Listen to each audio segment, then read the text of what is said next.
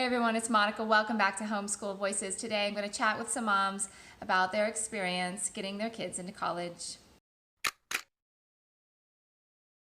So thank you so much for joining me today, ladies. I'm really excited to talk about college and how you guys got your kids into college. We have Jane, Marcy, Tiffany, and Melanie. Thank you. So who wants to start? My main question is, how in the world did you do it? I think the biggest thing is transcripts for people. That's their biggest thing. So let's just start, maybe let's start with Jane. What do you have to say about that? Hi. I have two kids that I've graduated out of my homeschool. The first thing I think, I'll show this book. I don't know. This is the book that a lot of us use in order to figure out the classes that we need for high school. And then in it, it teaches you how to do the transcripts so that you can transfer them. Both of my kids just went straight to COC. Okay. And my son now is 23. He did a semester at COC and then a semester at Masters. And then he didn't like college. he's a hands-on person. So now he's working actually for Kimberly Clark in Oklahoma. In the warehouse. So he prefers more of that aspect of it. My daughter is actually still at COC. She's still finishing up her, the, what do you want to call them? Underwater basket weaving classes that everybody needs. And then she'll transfer to Pasadena Art College. She's an art major, wants to focus on illustration. So that's what we did. We did it just because it's like, you don't know what you want to be, let's not spend that kind of money on a 4-year school. Let's do the community college route. Right, yeah, I was going to mention that for the people who aren't local. COC is our local community college, and then Masters is a private college that's also local. Yeah. Too. So who else wants to go next and chime in? I can go. I have 3 children. My oldest is 35, he's my son, then 32 daughter and 30 daughter. And my son did 2 years at COC. I think it was 2 years, it was a long time ago now. And then he transferred to CSUN and he got a business major. And so that was a very easy transition for him. My daughters both went to Biola. And transcripts were handled through the record keeping group that I belonged to. I think it's defunct now, but it was quite large when we were homeschooling. And they, I would submit all my lesson plans and all the stuff that made me legal through them, and then they handled my transcripts for me. So yes, PSP, is that what they call it? Was that what it was? It was, yeah, I think that's what it was called. So they handled all that stuff. Pardon me? Which one was it? I don't remember. It was based up here in Santa Clarita. I lived in Northridge at the time. I don't remember. It was quite large. They had some classes that you could take through them with them. Parents had organized, but I was very independent. Right. So I didn't take part. I didn't really know the people. They just kept my records. I didn't know if it was Cornerstone or the APS. Might have been APS. Is that defunct now? Yeah. Okay, I think it was APS. Yeah, they merged with one of the Christian schools. Okay, well there you go. That sounds right. Also for the people who aren't, who are just diving all into this, so PSP, the private satellite program, they basically file a PSA, which is a private school affidavit, and they make their own little private school, just like you could do if you wanted to, but they do it, and a lot of them will keep records. There's a big variation in what they'll do, right? But they're like a little private school, and you're under them. Right. It sounds like yours kept records for you and made a transcript for you. Right. Oh, sorry, go ahead. They will charge for their services for record keeping. So like Cornerstone, APS, if you use like Santa Clarita Christians, or even what's the other one, Trinity, they have one as well attached to the school. They will all charge you to keep your records, and then therefore the transcripts. My son played football in high school, and so for a while we did a PSP through LA Baptist, and we used their PSP. So I I paid them to keep my records for those 2 years he played. Nice. And then he decided he wanted his life back. And so he didn't play football anymore. So. Oh, that's cool. So Marcy, you basically, for the transcript issue, you had the PSP Yes. making those transcripts, and you had no problem. And Jane and Marcy, you guys had no problem having the college accept those transcripts. Absolutely not. They all got in right away. There was no waiting. Everything was really easy. DOC Really doesn't smooth. complain about it, and like even masters, you're just like, he was homeschooled. Here's his here's his transcript.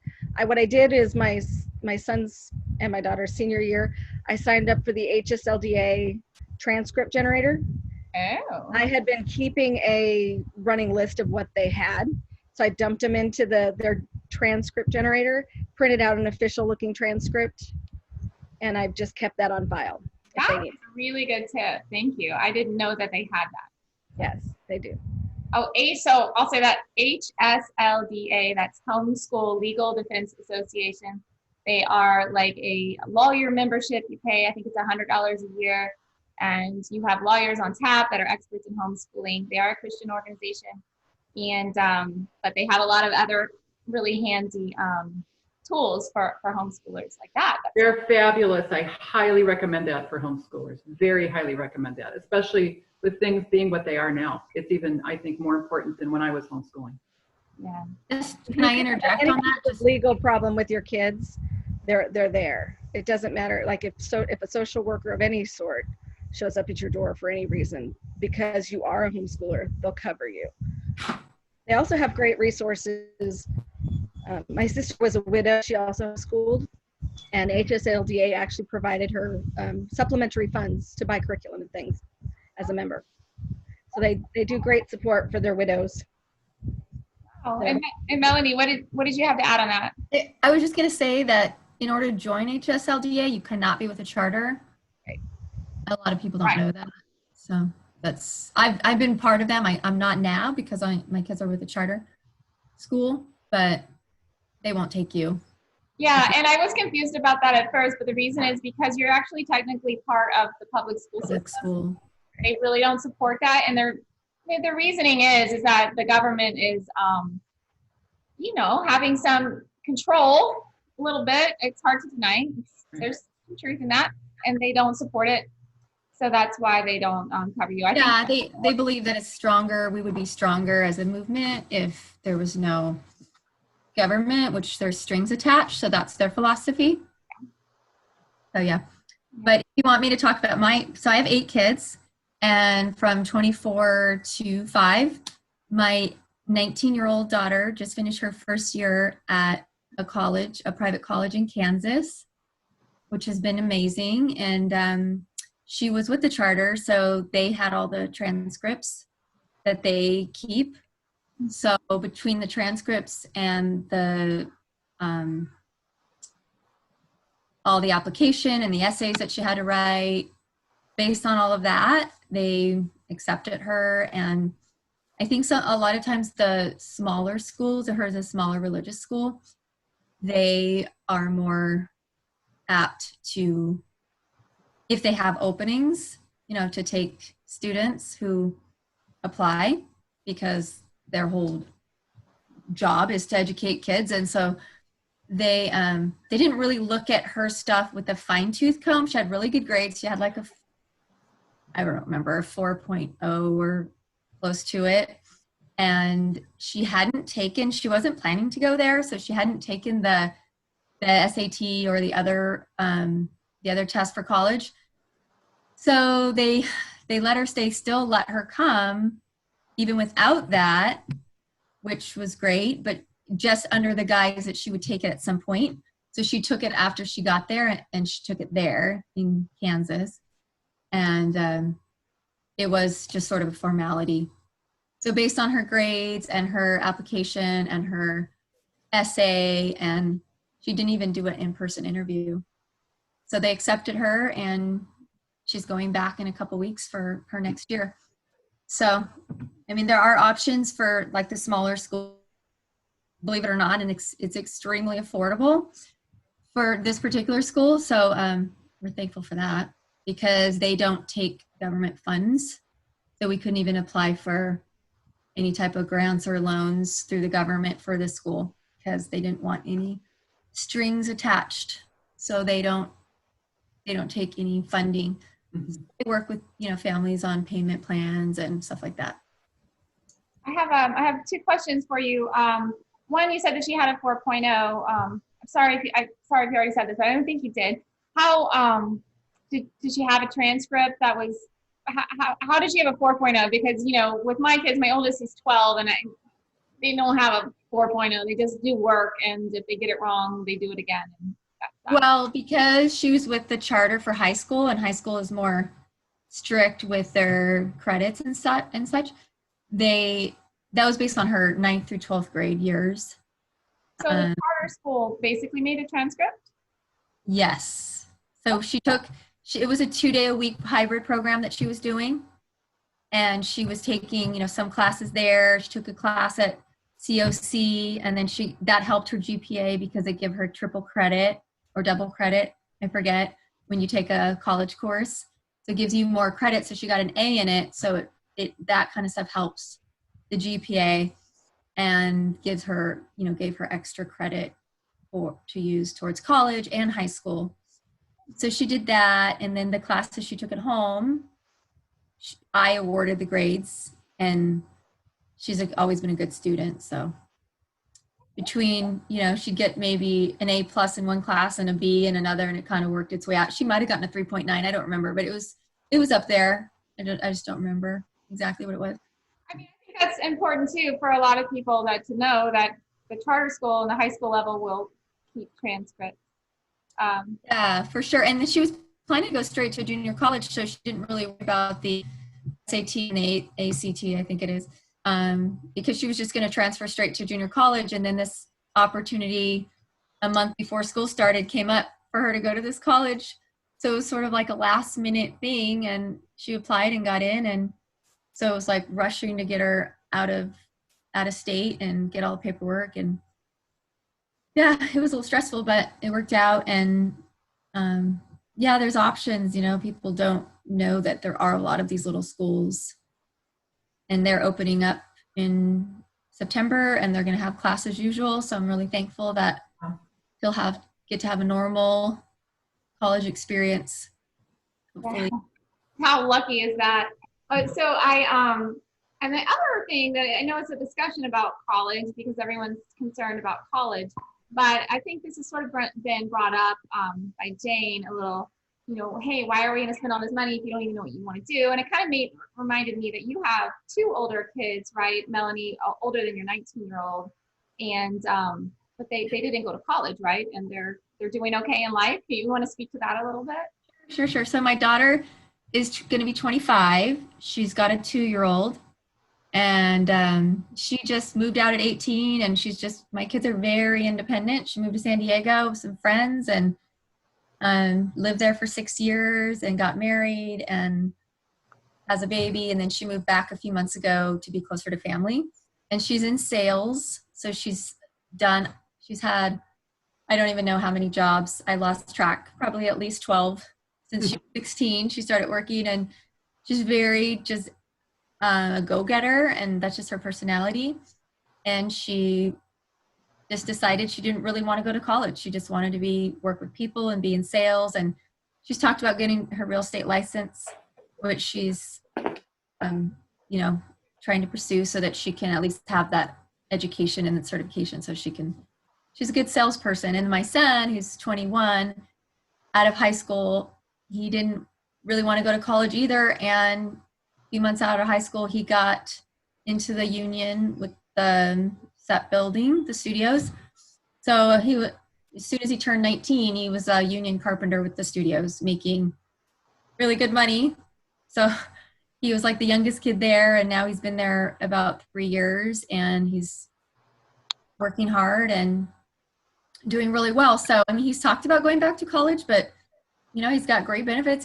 He makes more money than a lot of people who are twice his age. So he's just saving it and traveling. He's traveled all over the world. He's been all over Europe and Asia. And so, you know, that's kind of a good experience too, and a lot of learning that he's done, and he's maturing well. And so, yeah, I mean, college isn't for everyone. My husband's a contractor, and we're teaching our kids a lot of hands-on stuff. And my daughter, who's at college now, wants to be an interior designer.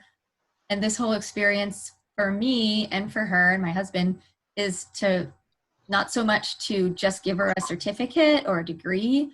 It's more to help her find out about herself and how to think, and just to go to that next level of, you know, growth spiritually and mentally and psychologically. And she has done that, and it's been amazing, just exposing herself to amazing professors and literature and friends and experiences that she couldn't really get here.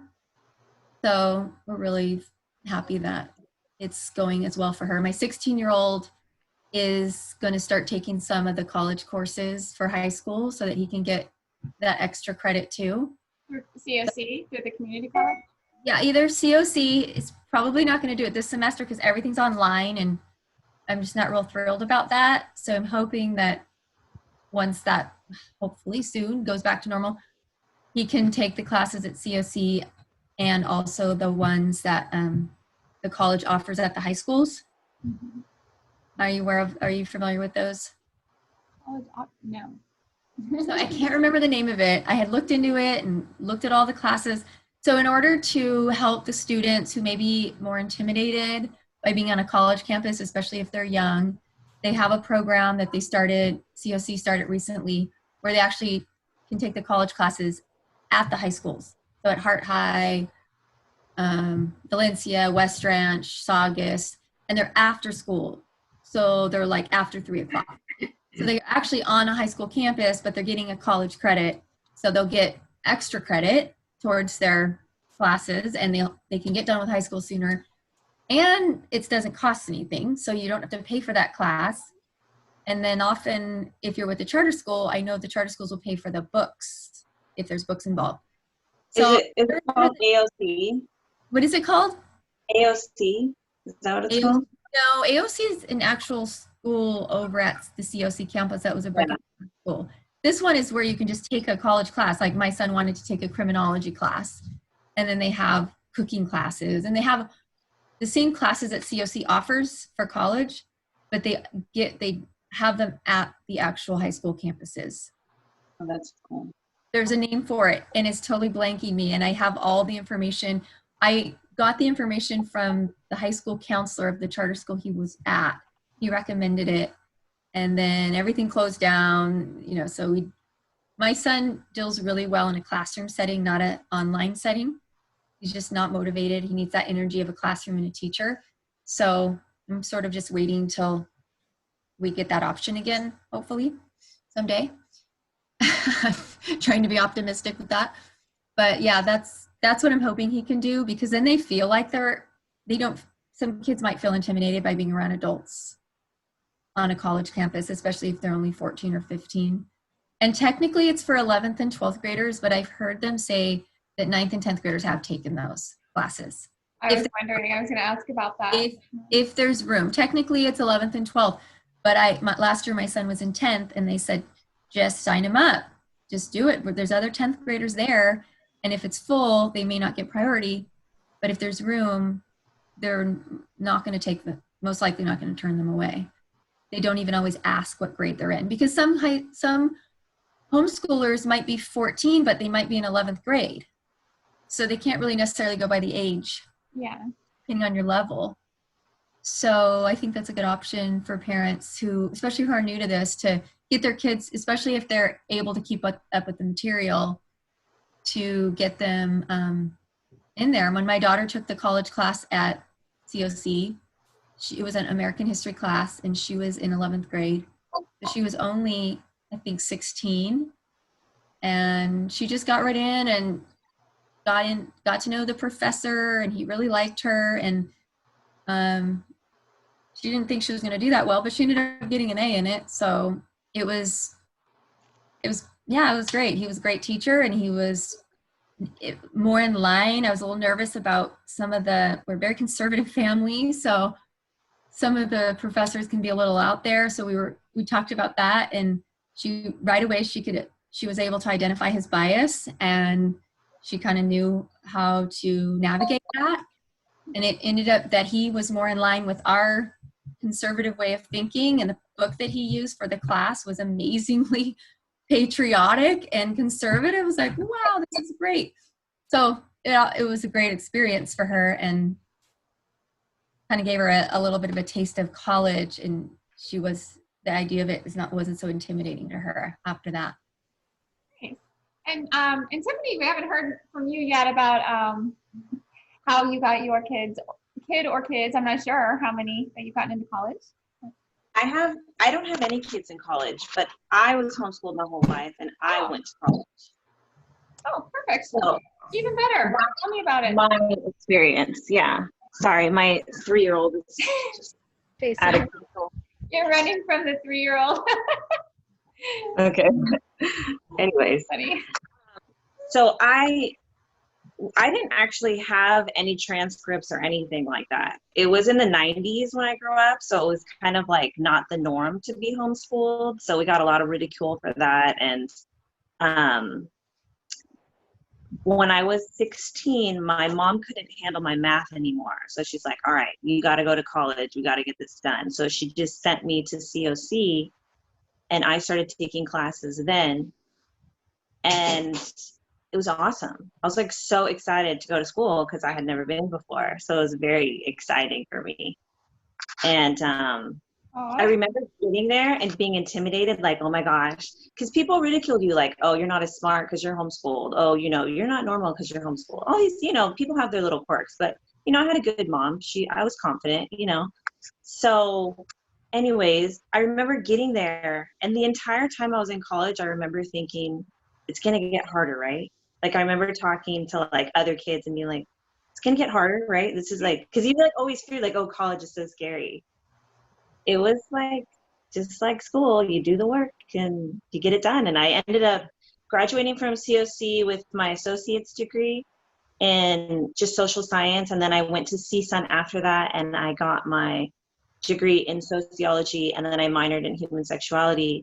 But then when I came out, I actually just started working at an online company, and I was a fraud analyst, and basically having my degree didn't stop me from getting any job that I wanted, because a lot of jobs now that you try to get, it's like, do you have your bachelor's? And if you do, then obviously, you're not held back from applying to those jobs. So it really helped me out. And I always just thought college was like so cool. So for me, it was a great experience, and I loved being homeschooled. So all in all, what was your homeschool experience like that kind of prepared you to start taking college classes at 16? Some details. I mean, homeschool for me was not like, all my friends at school, it was like they were there all day long, and 3 o'clock they got out. I got out, I was done with school by 12, and I had one-on-one. And for me personally, what I've noticed with homeschool kids, at least for me, is that just basic things I knew and they didn't. I don't know if that makes sense. Like, I feel like I had more common sense because I'm one-on-one with an adult instead of just with my peers, I don't know. I think too, it can be, you had more life experience. Yeah. And people get up and they're gone all day and they don't have life experience happening. And then they come home and work and there's no life. And you had life. Yeah. And also too, like, there's not age groups. You're not intimidated by adults. You're not intimidated by someone older than you. You're not intimidated by someone younger than you, because you just don't have that segregation. Yeah, and it's more reflective of a workplace. Not everybody you're ever going to work with in an office is going to be your same age, your same grade kind of thing. And my daughter, actually, when she was in one of her math classes at COC, the teachers pulled her aside and she's like, you were homeschooled. And she's like, yeah. She says, I can tell, because you're not phased by talking. You're not phased in asking your questions to the teacher in a math class. You're not phased in helping your neighbor. Exactly. Totally. she's over there helping her neighbor, and they're like, you're not fazed by the social interaction because you're used to it. And then it was kind of funny because then the teacher was like, how do I homeschool I need to know Yeah. how to homeschool because I want to homeschool my kids. Oh, you know what too is I didn't have a lot of the drama that my other friends had. I remember that too. And I remember them freaking out about stuff, and I would think, yeah, why are you freaking out? It's not that big of a deal, because I didn't have the same mindset as them. I think too that homeschooling also, what I'm hearing you say is it gave you the opportunity also to interact with people that were very different from you, rather than all trying to be like some image of something.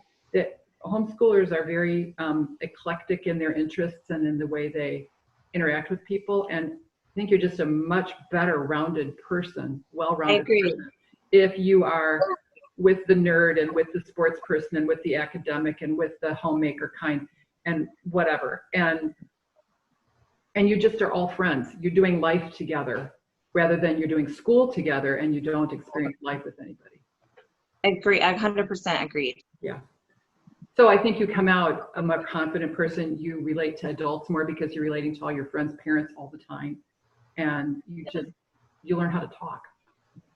Yeah, And I think also, if I can tell parents that just having kids, older kids and younger kids, I have 3 adult kids now, that if they really want to go to college, is really trying to get them involved in a lot of things, because colleges really like kids who have done a lot of things like volunteering. And my daughter did like the pageant stuff in our community, which wasn't a beauty pageant, but it was more of a volunteering and working with the veterans and the seniors and working with animals and just doing a lot of those things. I think a lot of the colleges look at that more because they want people who can relate more. You know, I remember this story that someone told me about their daughter who had this amazing job at Google, and she was working at this really high level position at Google. And I asked them, I said, well, what did she get her degree in? You know, like I was thinking it was going to be computer tech and programming and stuff like that. And her degree was in English literature. So Google was actually looking for somebody who really understood human nature. And literature is able to provide that for people because they're really delving into the humanness. And as an executive for Google, that's what they were looking for. They wanted somebody who didn't necessarily know about how a computer worked. They wanted to know somebody who knew about life and could relate to it and really understand. And I think literature, really great literature, can do that. And I think that something that is sort of like a dying thing today. Yeah. So just being able to connect and through just experiences and, you know, good books and good literature is really a great way to, you know, help our kids to be, because my whole thing with kids, I don't care if my kids are super well educated more than I care about their character. I mean, people worship education now when I think they should look more at a person's character, because I look around at how things are in the world today, and we might have a lot of educated people with all these degrees, but you know, what kind of people are they? And that's true. So that's a big thing for me. You want your kids to have integrity and honesty, and yeah, and it's like that was always one of the things. You're like, that's why I have them home with me. That's exactly what my mom did it too. Yeah, you're like, if I send them off, it's everybody else telling them who they should be and who they should follow. Yeah, I want them, you know, I want my kids to be I want them to be, and people of integrity and honesty and that sort of thing, because it's lacking.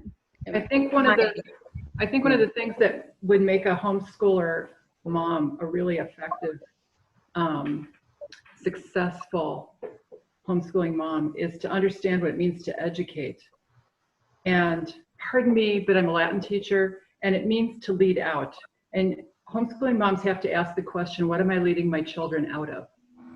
And I think if you can define that well and thoroughly and correctly, and correct is probably the most important part of that, then what you do will fall in line and it will be a beautiful thing. If you don't know what you're leading them out of or out from, then you don't have a direction. And the direction makes all the difference in the world. And so I think that's that would be, in talking to new homeschooling people, families, that's what I tell them. You have to know what you're taking them out of. And it's not just the school, it's the thinking, the philosophy of the work in the school. And it's teaching them, you're leading them to a life of wanting to learn continuously. Learning to stop. Learning to stop when you get that degree. It's like even my son now, he's 23 and he's like, he'll watch a movie based on real life events. He then automatically heads straight over to Google and he's over there researching how much of this is true, how much of this is not true. He sees that is me researching and learning and doing and continuing to educate himself. And it's like, no, that's what you want. You want your kids to love education and that learning more about things around the world. And the backside of education, oh, sorry, go ahead. Oh, no, go ahead. The backside of education then is if that DUC part means to lead and the E means out, to educate is to lead them out of something, then you have to know what to introduce them to. So that's the other side of it, is to introduce them into the worldview that you want them to embrace. And if you're a Christian, it's the Christian worldview. So everything is immersed in that worldview. If it's not a Christian worldview, it's whatever the worldview is, but you're taking them out of one thing, that's a void. You have to intro them into something else. You introduce them. And that's the complete picture of education. They should know what they're being taken out of, but you have to be very clear in what you're bringing them into. I agree with you guys 100% because I am the same way. If I could go back to school right now, I would. I wanted to get my master's, but I just didn't have the funds to do so. Yeah. But I would love to go back. That was my favorite, just to soak up. You will. Yeah, I hope so. Yeah, I hope so. And another thing I wanted to say too is my sister went in kindergarten, and when she came home, she was very rude to me. It was my older sister. And so my mom was like, this is a learned behavior, and I don't like this. This is not how we are at home. I want you to be kind.